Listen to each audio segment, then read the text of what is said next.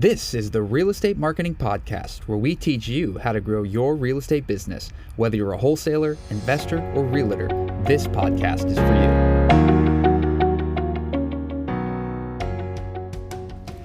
Hey, and welcome back to the Real Estate Marketing Podcast. This is Austin Glanzer, and today I am going to be talking specifically about how you can buy your first rental.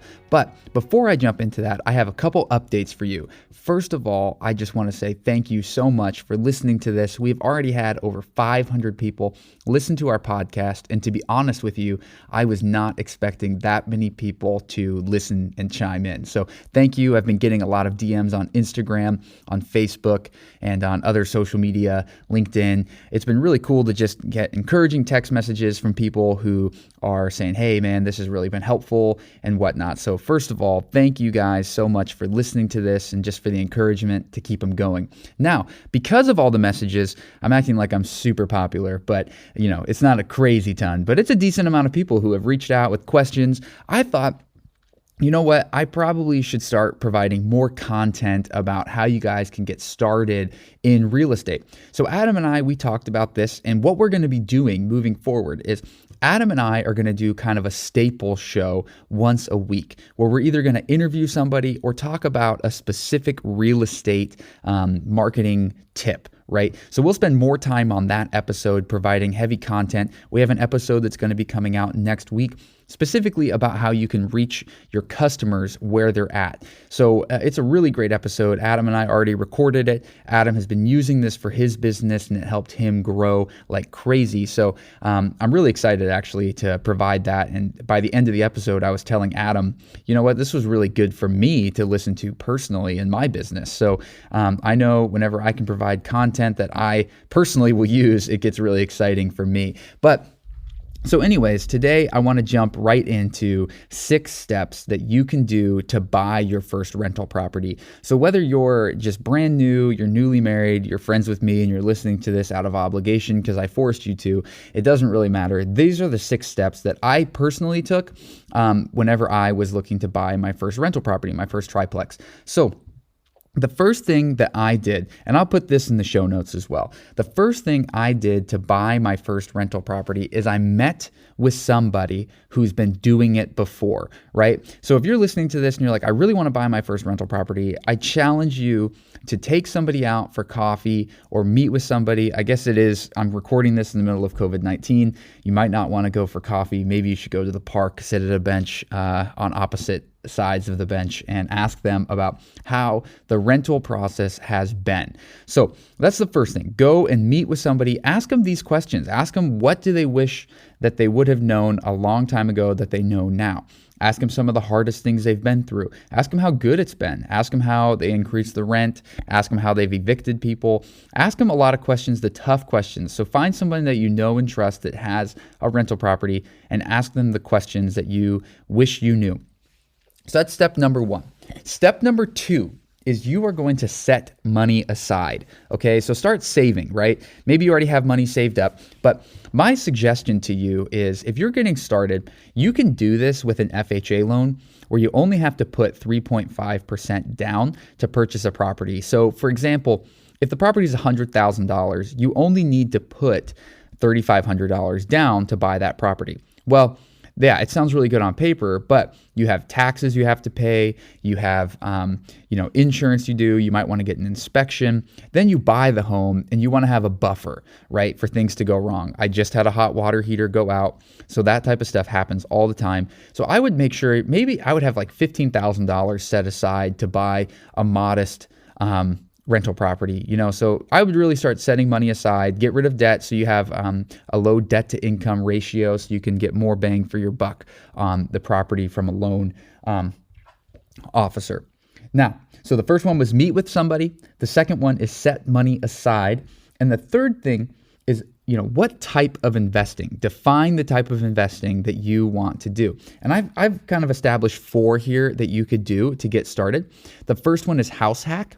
So you could live in a multi-unit, 1 to 4 units, get an FHA loan, so you only have to put 3.5% down, and live in one unit and rent out the rest to cover your expenses. So you can live completely for free. So I would just go on the MLS or go on Zillow, find a multi-unit, a duplex, and find one that you can live in one unit and rent out the other. I did this personally, and I'm doing it currently. Actually, Liz and I, we live in a duplex, and we live on the top unit. We rent out the bottom floor. It helps us cover our mortgage, and we essentially live for free.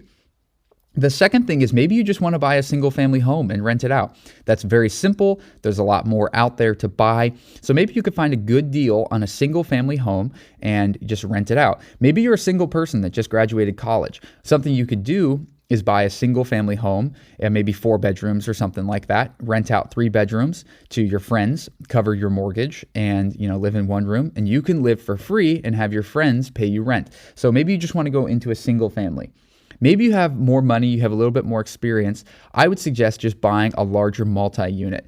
Buy like a small apartment building, right? Those are hard to come by, especially in our area. But I've noticed in the Midwest, if you're listening to this in the Midwest, there's a good opportunity to buy, 8 units to 10 units, just like, 1-bedroom apartments.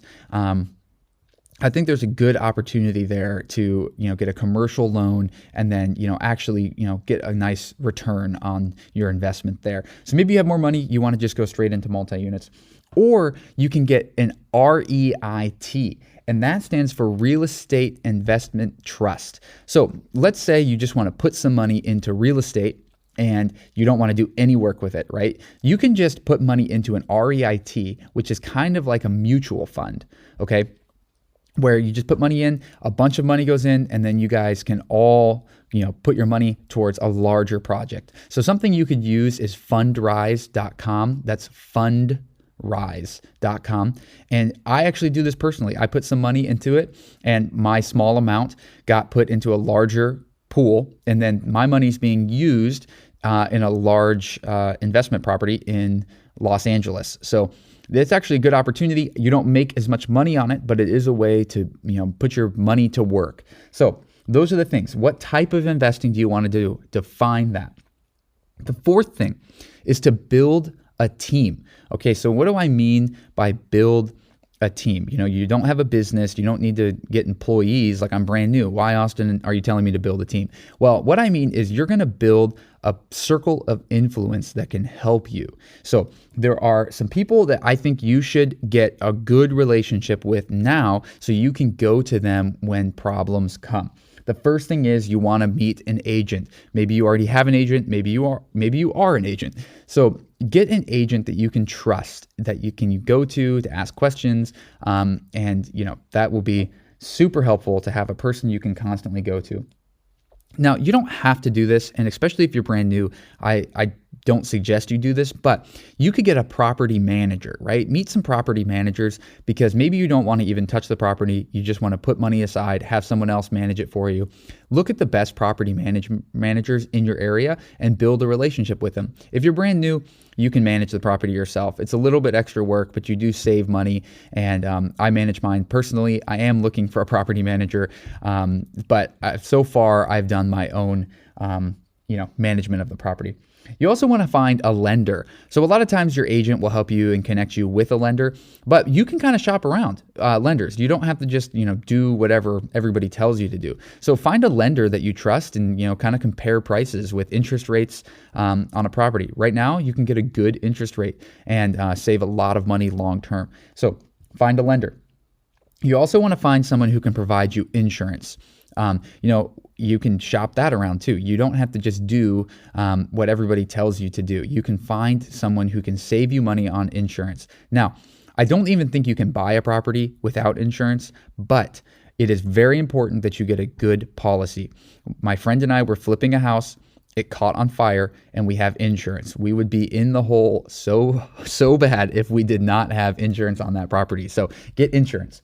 Then you want to also have an attorney on call. Now, you don't necessarily have to have a great relationship with the attorney to get started, but things happen, right? So just have a relationship with somebody who's an attorney. So building your team would be find an agent, a property manager, a lender, someone who can get you insurance, and an attorney. If you have those people kind of like a board around you, like on a business, it will really help you by having the team that you can go to when you have a problem. Okay, the fifth thing is make offers, right? So once you have your team set up, you have money set aside, you're ready to go, you pre-approved for a loan, start making offers. Don't be afraid to make a low offer. I've one time heard it said, if you're not embarrassed about your first offer, you offer too high. Now, if you're in a hot market, you're going to have to offer close to asking price because other people are out there offering. But if you find a good property, don't be afraid to just make a bunch of offers, a little bit less, and just keep it going. Michael Jordan said, you miss 100% of the shots you don't take. Actually, I think that was Wayne Gretzky. One of those two guys who was really good said that quote. And, you're going to miss 100% of the offers that you don't make. So you can quote me on that. I just said that. But make offers. So that's the fifth step. The sixth step is close the deal. Get settlement date down. Make the deal happen. Work with your agent to make this deal go all the way through. Get an inspection on the property if you're brand new and you're nervous about it. Have all that go through. You have maybe 40 days. Typically, it's 30 to 40 days between signing a contract and going to settlement to own the property. But make the deal happen. Do whatever you need. If you have a great deal, I have random things that happen on these properties. Like one guy I talked to, the thing that got the deal over the hump was because he wanted to keep his stove. So he was like, hey, can I keep my stove? And that was like a big deal to him. So I said, yeah, sure. Like I can work out a stove for myself. So he got a truck and he kept his stove. And that was what the big thing was. So there's just kind of weird stuff that people want in a property. So close the deal. Now I'm just going to recap this really, really quickly. The first thing is meet with people who have done it before. Start asking questions. I challenge you to do that. Maybe make a phone call right after this. The second thing is start saving your money. Have a good backup for things to go wrong. Third is define the type of investing you want to do. That could be house hacking. That could be a single family home, buying a larger multi-unit, or an REIT like Fundrise where you can just put your money to use. The fourth thing is build your team. And that's an agent, a manager, a property manager, a lender, someone who can give you insurance, and an attorney. The fifth thing is make offers. Don't be afraid to get turned down. And the last thing is close the deal.